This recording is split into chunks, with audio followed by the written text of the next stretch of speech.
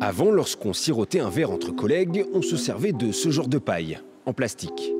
Mais depuis leur interdiction il y a 2 ans, on utilise surtout du bambou ou du papier.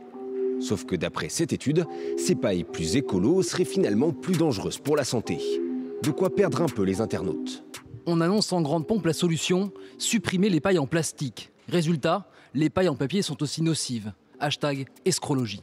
Cette étude parle des PFAS, des produits chimiques dits éternels, omniprésents dans les produits de tous les jours, du textile à l'emballage alimentaire, pour leur résistance à l'eau et à la chaleur. Et donc il y en aurait aussi dans des pailles. Nous avons trouvé des PFAS, plus souvent dans des pailles végétales, en papier ou en bambou, que dans les pailles en verre ou en plastique. Le plus gros sujet pour nous, c'est que ces pailles sont souvent présentées comme écologiques ou durables.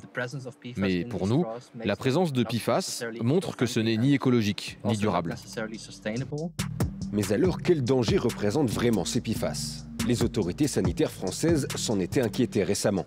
Ils provoquent une augmentation du taux de cholestérol, peuvent entraîner des cancers, causer des effets sur la fertilité et le développement du fœtus. Un tableau assez effrayant si l'on sait que ces PFAS se retrouvent dans nos pailles. Le problème, c'est qu'actuellement, on ne connaît pas bien les seuils de dangerosité de ces substances.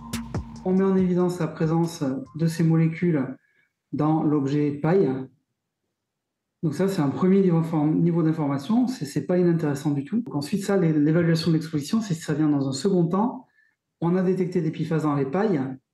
Comment ça se traduit en termes d'exposition humaine? Je pense qu'on ne peut pas tirer de conclusion sur la base de cette seule étude. Pour le moment, donc, il est compliqué d'affirmer que ces pailles végétales sont un danger pour la santé. L'étude reconnaît d'ailleurs que ces substances n'y ont été retrouvées qu'en petite quantité.